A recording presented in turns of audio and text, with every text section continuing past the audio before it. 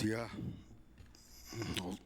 Монгол улсын ерөнхий сайд нар дэвшиж байгаа танд амжилт хүсье.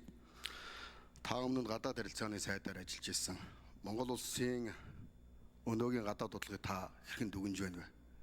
Бид хоёр өршөлтөй харилцаж байгаа харилцаа, гурав дахь өршөлтөй харилцаж байгаа харилцаа, үүнд Ороногийн гэрээг та хэрхэн харж байна? Эдгээр хамтын ажиллагаануудыг цааш нь хэрхэн явуул бодлоготой байгаа.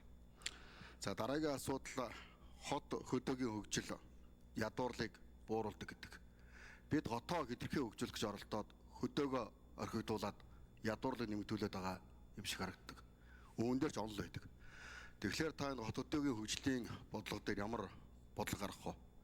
Гуравт нь засгийн газрын тэргүүнээр сонгогдоод ажиллахад засгийн газрын өмнөх мөрийн хөтөлбөрийг тодтогох уу? Өөрөөр хэлбэл оролцогч намууд өөрчлөлтүүлийн мөрийн хөтөлбөрийн зарчмын зөрүүтэй зүйлүүд гарч болцсогүй учраас мөрийн хөтөлбөр дээр та ямар байр суурьтай байгаа вэ? За бүсчилсэн хөгжлийг та юу гэж дүгнэж байна? Энэ бүсчилсэн хөгжлөө хэрхэн бид урагшин явуулах вэ? Жалгаар тойрсон 330 сумтайгаа 21 аймагт тойрсон 21 сумтайгаа бид 21-р зууны хөгжлийн тухай ярих уу? Шинэ загварыг бид цааш нь хөгжүүлэх үү гэдэг дээр та ямар байр суурьтай байна?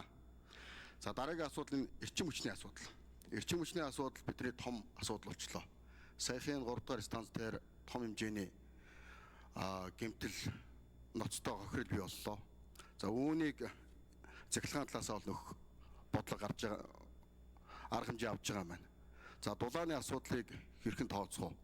Энэ эвдрэл гэмтлийн ард ноцтой үр дүн байж болох үүнийг та юу гэж үзэх вэ? Стратегийн ордуудыг яаж үзэж байна? Ард түмний хүлээж байгаа ухаан удаг төгөргнөөр нөгөө овоолгуудыг та юу гэж дүгнэж байна? Ер нь залуучуудад хэрэгтэй байгаа эх оронч үзэл хүмүүжлийг та хэрхэн үзэж байна? Нийгэм бас том асуудал бол энэ нийгмийн эрүүл мэндийн асуудал. Залуучуудын сэтгэл зүйн эрүүл мэндийн төлөвшлийн асуудал хурцаар эргэж байна. Үүнийг та яаж засгийн газар та шийдэх вэ? Ер нь танаас ард түмний хүлээж байгаа хүлээлт бол маш өндөр байна. Алсын хараатай үр дүн нийгмийн итгэлийг бэхжүүлнэ гэж таны концепц байгаа. Энэ концепцоо та хэрхэн энэ үлдэж байгаа 3 жилд хэрэгжүүлэх вэ? Гол асуудал бол төрд иргэдийн итгэлийн асуудал байгаа. Үүнийг Монгол улсын засгийн газрын тэргүүн манлайлах учиртай. Үүн дээр таны өөрийн үзэл санаа маш чухал. Энэ дээр та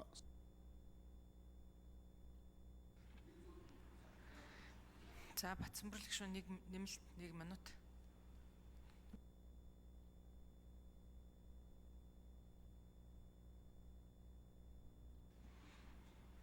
Батцамбар гишүүний микрофоныг нэмэлт 1 минут. За нэг асуулт үгээр хариулах асуулт байгаа. Мэргэжлийн хяналтыг сэргээх үү? Энэ дээр та ямар байр суурьтай байна? Улаанбаатар хотын энэ том төсөл хөтөлбөрүүд эхэлсэн явж байгаа. Та үүнийг хэрхэн үзэж байгаа вэ? Нийслэлтэйгээ хэрхэн хамтран ажиллах вэ? Эцэст нь асуухад энэ боловсролын салбар бол бидний хамгийн том ялцрал, дороотл, эмгэнлийн суурь юм байна. 20 дугаар зууntайгаа хамт үлдсэн боловсролын салбар дээр, дунд боловсрол дээр, дээд боловсрол дээр, суурь боловсрол дээр та ямар реформ хийх вэ? Үүнд та ямар үзэл санааг бэлтгэж байна вэ? Эдгээр асуултанд хариулт өгье. За замдагчдад дараагийн микрофоныг өгье. За Батцамбар гишүүний асуултанд хариулъя. Нийтдээ 11 асуулт асуулаа. За нэгдүгээр 12 асуулт юм байна. Нэгдүгээр гадаад бодлогын асуудал бол тодорхой Монгол улсын хурлаар батлагдсан гадаад бодлогын үзэл баримтлалыг засгийн газар би илүү хэрэгжүүлж ажиллах учиртай. Өнөөдрийн нөхцөл байдал маш ойлгомжгүй гадаад орчинтой бид нүүр тулж байгаа жижиг орнуудын болон том гүрнүүдийн бодлогын зөрөлдөөнийг та бүхэн одоогийн орчин үеийн зөрчилдөөнөөс харж байна. Ийм учраас Монгол хүн болгоны сөрөн дэвсгэрлэх үндэсний чадварыг бий болгоход дотоод гадаадгүй анхаарах цаг ирсэн гэдгийг би онцлон тэмдэглэхийг хүсэж байна.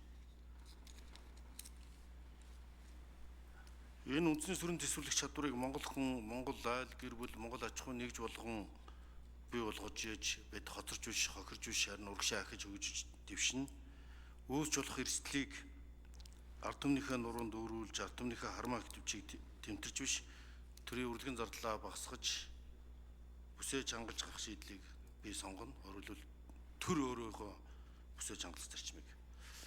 За хоёрдугаар ураны асуудлыг бол би байгаль орчны төрийн бас байгууллагуудаа уулзаж ярилцж байсан. Энийг бол хамтарч хөндлөнгийн хяналт шинжилгээ үнэлгээ хийж, хөндлөнгийн лабораторийг байгуулж, энэ дээр одоо энэ хор хохирол экологид үзүүлэх нөлөөллийг нь хянаж үнэлт өгнээд, үүн дээрээ үндэслэж, хамтын шийдвэр гаргаж, ингээд эрсдэл үнэлгээний хийсний үндсэн дээр одоо хэрэгжүүлэх шаардлагатай гэж үзэж байгаа.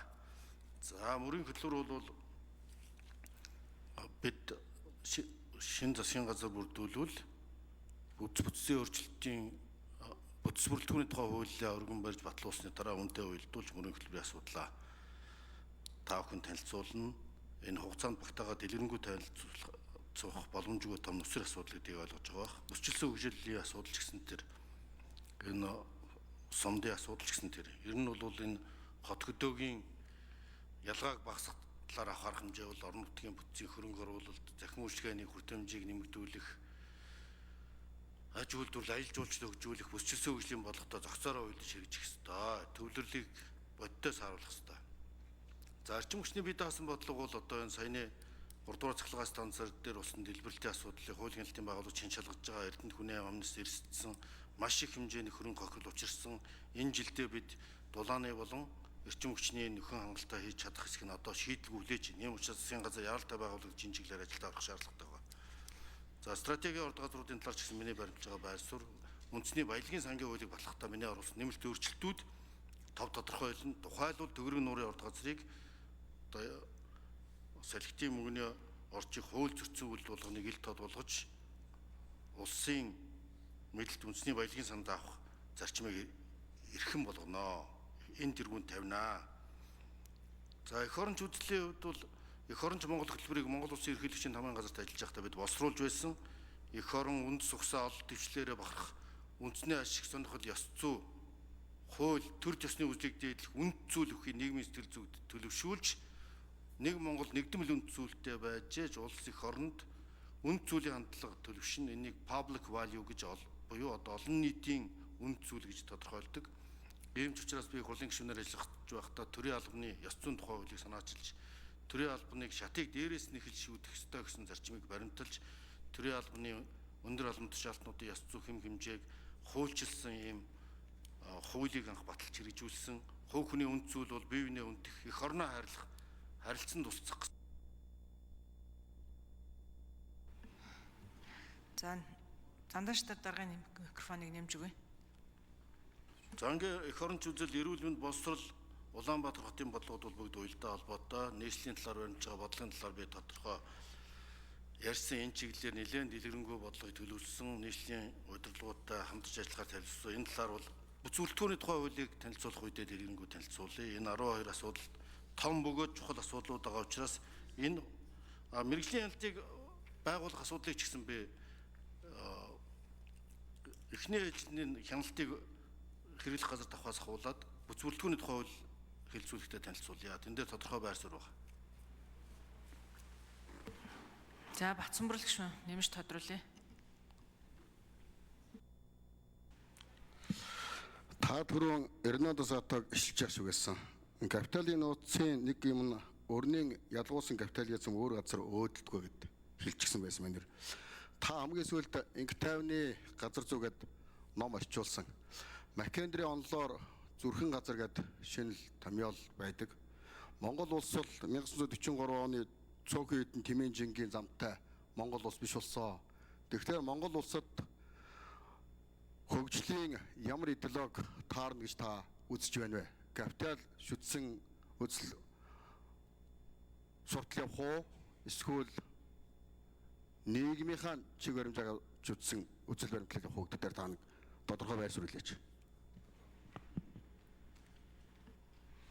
За зандаш дараа хариулъя. За ер нь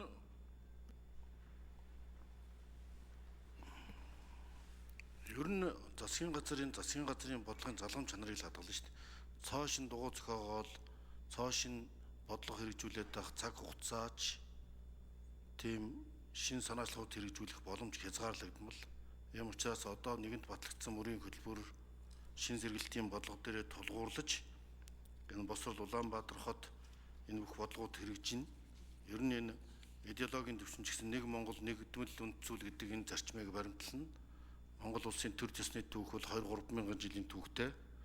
Монголд капитал шүтгэхгүй хөлийн ганц чадвар бол чадвар шүтэх, инновац шүтэх.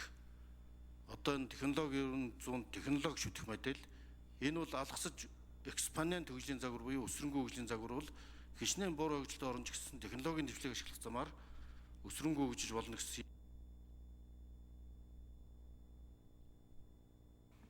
За, улсын хурлын гишүүн Жаргал сайхны зол жаргал.